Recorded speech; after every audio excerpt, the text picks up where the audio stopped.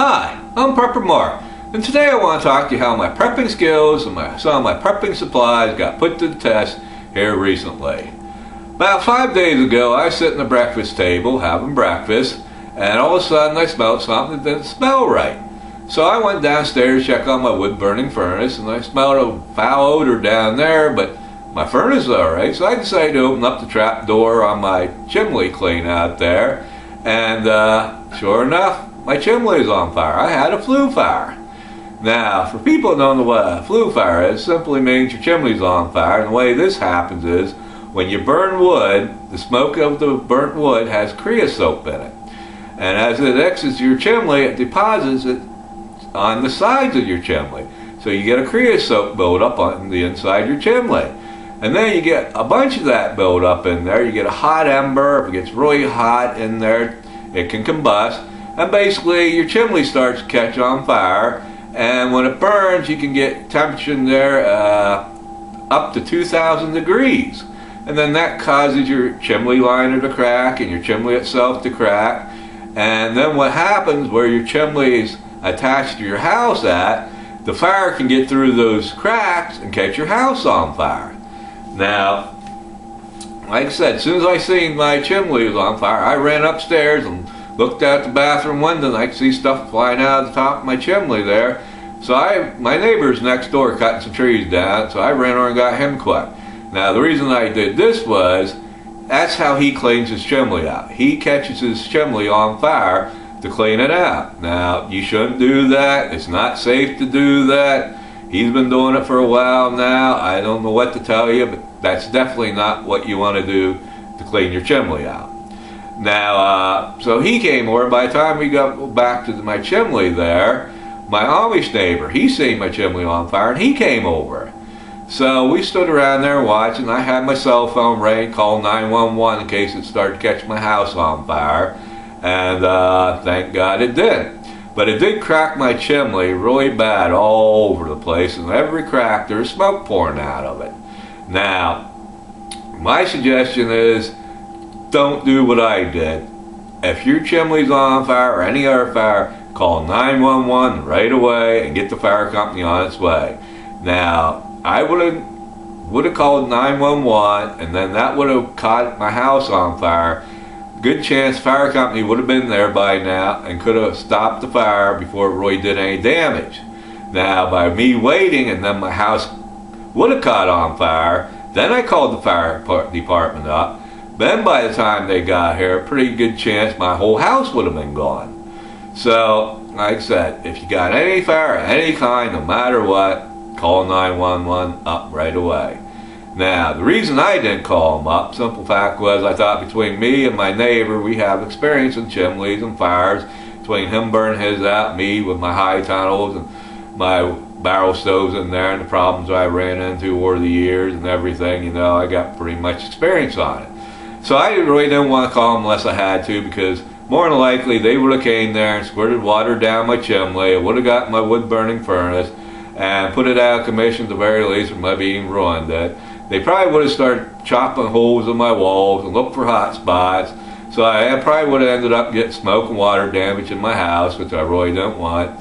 And like I said, thank God nothing happened to the house. The wood burner still, my wood burning furnace is still great operational condition. No damage to the inside of the house. The only thing is I lost my chimney. My chimney will have to be torn down and replaced. Now, my biggest concern about the whole ordeal was how I was going to heat my house. We were getting temperatures in the teens and overnight lows in the single digits.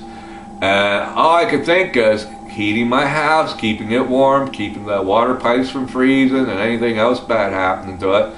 So I really wanted to be able to keep using my wood burning furnace, because I knew that had the best capability of heating my whole house without a problem. But I really couldn't come up with a way of using it. I thought maybe about knocking down part of the chimney and using only a section of the chimney, but I just couldn't come up with a way right offhand. So like I said, I was in overdrive trying to figure out how to heat my house. So my main thing was putting a barrel stove down in the basement and heating my house that way.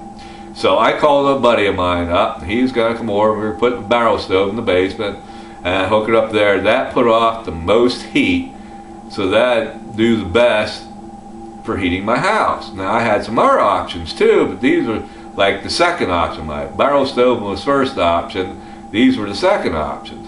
And I have them sitting here. I have two of these. These are propane heaters. They're 10,000 BTUs. You can mount them on the wall, or they come with a leg kit. You can set them on the floor. Now, when you mount them on the wall, you can hook them up to a propane tank. It's outside, and run the right piping and gas lines in, and have it all done by a professional, so you don't have no gas leaks, no explosions, or anything like that. Or you can do like I did, and that's hook them up to a portable 5-gallon propane tank.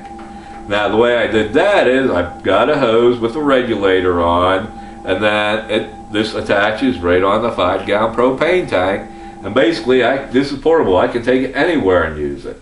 Now these things are really nice. It has a electronic ignition. Press that button, that lights your pallet light, stays on all the time. And up here there's a dial that you can dial it for what temperature you want. It don't have temperature reading, but it has numbers. Say like if I put that in the bedroom, I put it in between 1 and 2, and that would keep a bedroom about 70 degrees. Now if the temperature goes below 70 degrees, turn the gas on, and then the pallet light will light the gas, and you have a flame there, and it stay burning until the room got to 70 degrees. Then it would automatically shut the propane off, and then you wouldn't have any heat. You just have the pallet light there. It just like a regular furnace. It just kicks on when you need it, kicks off when you don't. So like I said, I have two of these. So my first thing was I hooked one of these up in my bedroom, one of these up in my dining room.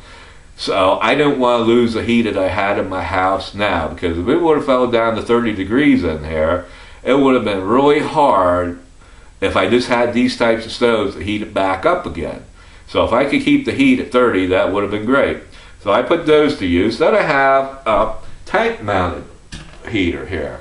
Now this is this one burner, I guess you call it. They make these in 2 and 3 burners. But this has a heat rating 9,000 BTUs to 15,000 BTUs. Has 3 power settings, low, medium, and high. Now this burns constantly. There's no temperature where it kicks on and off. This burns constantly. It does a good job. And then let's move this over here. Now I call these my pole lanterns. Now I take and use these when I go camping, and here a little bit. Basically on the bottom here you can see how it connects right to the tank there, so this don't move at all, and then it screws in their propane tank. Now they call this a propane tree. Now the nice thing about this is it has a couple outlets here. Usually when I go camping, I hook up a 3-burner propane stove to this one and a portable barbecue grill to that one. And then naturally I put my lantern on top there. See what's going on here. There we go. I put my lantern on top there, and then that's my lighting at night. So I hook 2 of these up. I have 2 of these. I hook 2 of these up. Now they don't put off a lot of heat, but they do put off heat. So I figured that's another way. So I had 5 heating devices upstairs all going at the same time to keep my house from losing its temperature. Now like I said, I don't know if that would have did the job or not. It should have. It would have heated the house. I can't say honestly it would have kept my house at 70 degrees. I have no idea, because it was just a temporary solution, and thank God I didn't have to use that the whole time. But I got that all that stuff gone. Simple fact that that kept the temperatures in here up. Now I called my buddy up, and he was going to come over and help me put my barrel stove down in the basement, because they're heavy. I couldn't carry it down by myself. So while I was waiting for him to come over, I walked up and got my mail, and on the way up to get my mail, My neighbor Sawmill's right next door. He was over there, and he came over, and said, the way your chimney is in there, coming from your wood furnace into your main part of chimney, you could probably poke a hole on the outside that chimney and run a temporary chimney right through there and up the outside of it. So to me, that made great sense. Like I said, I was trying to figure out a way to use my main wood burning furnace because that would be my best heating source. So by the time my friend got here, that's what I decided to do. So we poked a hole through that chimney, outside the chimney, and we just ran a 6-inch pipe right through the chimney up the outside of it. Now, we had some problems with this. Whenever the wind would blow, we had some smoke coming back in the house. But it was, by the time we got everything around and stuff, it was late Saturday evening. Nothing was really open, nowhere to really get anything or call anybody.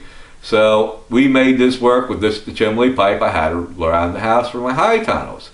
So then Sunday morning came, and I got to thinking, I really don't like that setup. I think we got an 8-inch pipe inside that comes down to a 6-inch pipe. That's not good. So I decided to tear everything down and redo it the right way. So I went to the store and bought some 8-inch pipe and started to put that up, and I think I had it up in the air about 8 feet, something like that. Well, I was still getting smoke blowback in the house when the wind would blow, and I knew that wasn't very good. So Carl came over there and asked me how things were going. I told him, he said, well, maybe you need to raise it up above the eaves there. That way when the wind blows, it just blows it right over the roof of your house. So I decided to come in and do some research on chimneys and found a chimney has to be 16 feet high to vent right. And I don't know what it is, but that's the height that gets a good airflow from inside the house and goes up the chimney, and you won't get any blowback. So I messed around there till late Sunday evening, got my chimney up to 16 feet high, and it works like a charm now. Now we got 73-degree temperatures in here, just like we did before the fire. Everything's working fine with that makeshift chimney. And now I wouldn't recommend anybody doing anything like I did unless they have a lot of experience, because there's 1,000 things that could go wrong with my setup. The chimney could blow over, and then we could have smoke in the house. And if that happens while we're sleeping, for some reason our smoke detectors don't work, we could die. Or we could have that blow over while we're wide awake, and next thing you know, our house fills up with smoke. It's 15 degrees out there. You have to open every door and window and try and figure out how to get fire downstairs to go out so to stop the smoke from coming in the house. So it can be a real nightmare. So I would not suggest anybody doing it unless they know exactly what they're doing. And then, like I said, we got it working. It works great now. 73 degrees in here without a problem. Now, this is something to think about. This was a very valuable lesson for me, and thank God I didn't have too hard of a lesson learning this. But all my prepping supplies, well, mostly all my prepping stuff is in my house. Now, if my house would have burnt down, I would have lost everything. Now, granted, I got insurance, so he would have paid for everything, but if you're in it hits a fan situation, there's no insurance, there's no store to go buy everything. So I think what I figured out here, I'm going to build an outbuilding. Maybe a 12 by 30, 16 by 30 foot building, something like that. Keep all my prepping stuff in there. I'm not going to put any electricity in it. I'm going to take and keep electricity out so I don't have to worry about wire shorting, catching it on fire and burning it down. I'll put it somewhere where a tree can't fall on it. Nothing like that's going to happen. The only thing I will have to do is put heat in it. I think I'll just mount one of these on the wall so I can keep it 50 degrees in there, and then put some kind of alarm system in there in case I would have any type of fire or smoke or anything happens in there, be loud enough that I'll be able to hear the alarm from inside my house. That way, if my house catches on fire, I ain't got to worry about my prepping supplies. They're going to be safe and sound. And like I said, if you're in a hits fan situation and that happens, you lose everything, you're in big trouble. Now, something else you need to think about is, What happens is this happens to me? What happens if my house catches on fire, burns down? What happens if part of my house burns down? What happens if I have a flue fire and I lose my chimney and then it hits a fan situation? Well, you need to think about that and come up with a plan. Now for me, like I said, I'm going to stay here no matter what, unless I absolutely have to get out of here. This is my bug-in location because I got everything in place here that I need. Now, say if my chimney went like it did now, and there's no stores or anything to buy. My neighbor has a sawmill over there. He trades wood for blocks from a block company and then sells the blocks. So basically, I could fashion some sort of chimney with the blocks he has over there. Now, it wouldn't be as good, wouldn't be as safe, but I can make a makeshift chimney with what I have here and his blocks he has over there, and I could get by. Now, option number 2, this would probably be the first option I do rather than go over there, but like I said, that's the closest and the closest option. Now, the guy that's going to do my chimney has a masonry company, and they do a lot of masonry jobs, and he has a lot of supplies at his house, and he only lives 3 miles away. So, all I would have to do is go over there, and he would have the supplies. Would have the ability to do it. Nothing happened to him. And the only problem I have, if the vehicles were down, you couldn't use any vehicles like an EMP or something like that, then I have to find a way to transport the blocks 3 miles, and they'll be heavy. And that's where my Amish neighbor comes in handy. Because he's Amish, and he has friends and family in the neighborhood here. I'm sure they could come up with a horse and wagon for me, go over there and get my blocks, my liner, and my mortar mix and everything, bring over for me. It might take several trips. But there I have everything to make a chimney. And if he couldn't do it because something happened to him over there, then I have a couple other people in the neighborhood that's knowledgeable and know how to do stuff like that. So that's a great backup plan for me. Now, say if my house burns down. Well, my neighbor has a sawmill a couple 100 feet away from me. All I have to do is get him some diesel fuel. It's like a car motor. It runs that saw he has over there. And I don't think it has much modern technology to it. So I wouldn't have to worry about an EMP doing really any damage to it. So it should still run. And I have a bunch of truck stops about 5 miles away from where I live at. There's an intersection on a major highway there. So basically, all I have to do is get my wagon, load my jugs up there, go over and siphon some diesel fuel out of the tanks. And more than likely, I wouldn't have to worry about getting diesel fuel out of them tanks because if anything happened, there'd be a mad rush on the gasoline there, but not the diesel tanks. So, siphon some diesel, come back, give it to him to run his motors. I think he said it takes him like 2 gallons, 3 gallons to run his saw all day long. And then I have trees around my property here I could cut down. We could cut all the framing lumber and then probably would have to cut boards to side it with. Now, it wouldn't be a big house, a fancy house, a comfortable house, but it would be a house to do the job. You know, maybe like something like a 16 by 30 or maybe a 20 by 20 or 20 by 30, you know, we could fashion something. Like I said, it wouldn't be the most comfortable, probably be drafty, you know, it wouldn't be the warmest, you know, we'd figure something out, but at least it's a backup shelter to live in. So, like I said, that's a great thing to have, great ability. So you need to think of stuff like this. What happens if you're in this situation? How would you survive, you know, and go on to the next stage? Now, something I'm sitting here thinking about, you probably see this fireplace behind me thinking, well, why don't you use that to heat your house? Well, the simple fact is, this is connected to my propane furnace. It's on the same line. It was never separated. When they put the wood burning furnace downstairs, they took the propane tank out, just left everything alone here, and took the ductwork from the propane furnace and connected it up to my wood burning furnace, and that's how I get my heat up through here. It circulates through the ductwork. So for me to hook this up, it'd take a little time and doing, and then to go get a big propane tank brought in, this for about a week, it just wouldn't be worth it. you know, and to get my furnace hooked back up temporarily, that wouldn't be worth it neither. So, like I said, I have heat now, everything's working great, thank God. You know, that might have been an option down the road, say if I couldn't have got a furnace, or I couldn't get a chimney built in the near future, it'd take months, then I probably would have went back and had somebody come in. I couldn't do somebody come in and redo all the duct work and hook everything back up so my propane furnace worked again, but I didn't have to do that. All right, now this is my barrel stove here. I have on my one high tunnel. Now I could have disassembled this. Well, actually I got one disassembled over in the other high tunnel. I'm doing some work over there, but I could take that down in the basement and that would put off plenty of heat.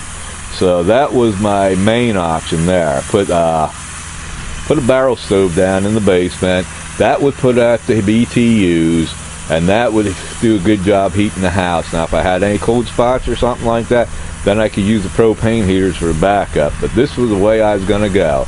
Now all I had to do to vent the chimney was take one of the basement windows out, get a piece of plywood, cut it down, measure the same size as the window was, then just cut a hole in it for my chimney, and then I could have took and put it right down there where right underneath that basement window, and I could have burned this. Now the down part of it is you only had one exit for the heat to get upstairs.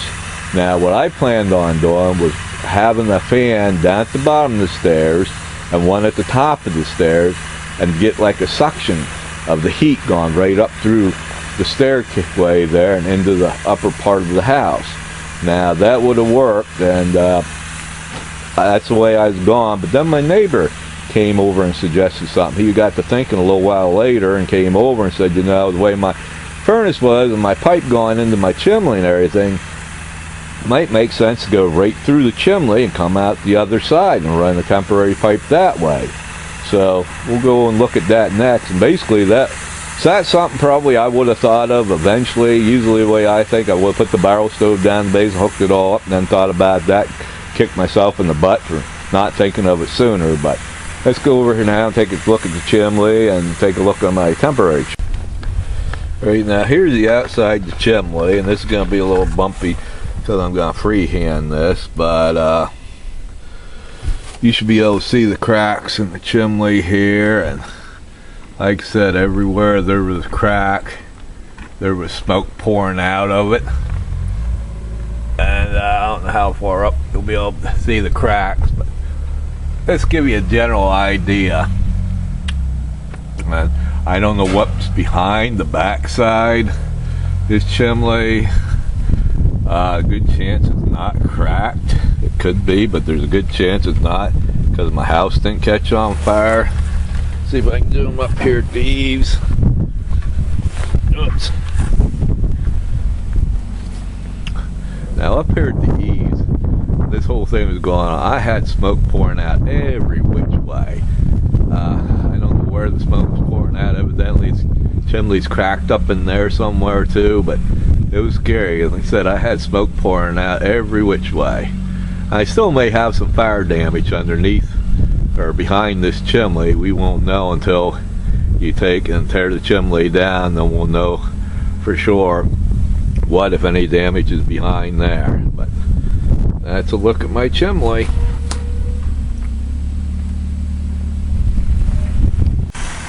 Now you see the temporary chimney going up the house.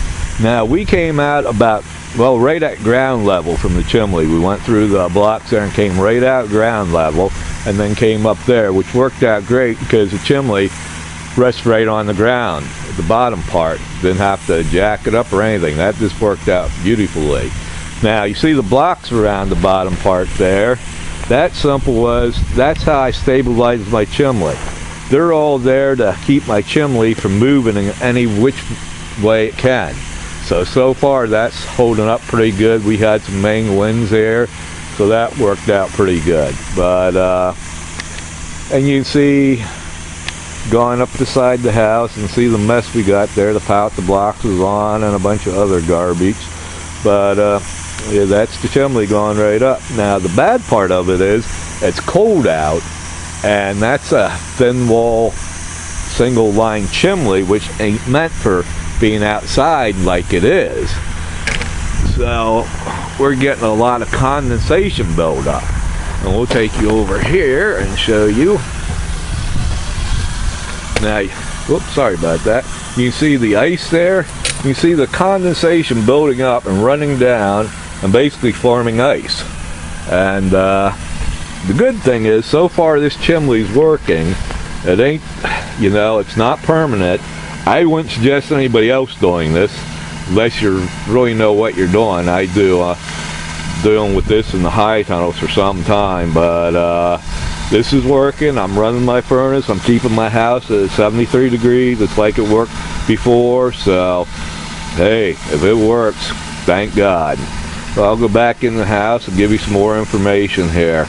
Well, I'm back in the house now. Boy, is it ever brutal out there. It's 15 degrees out there. The wind is blowing. It's cold. It's miserable. I pray no one ever has to bug out in conditions like that. I mean, it's just, it takes some real determination to stay alive in conditions out there. You know, you just want to crawl up in a sleeping bag and just lay there and die.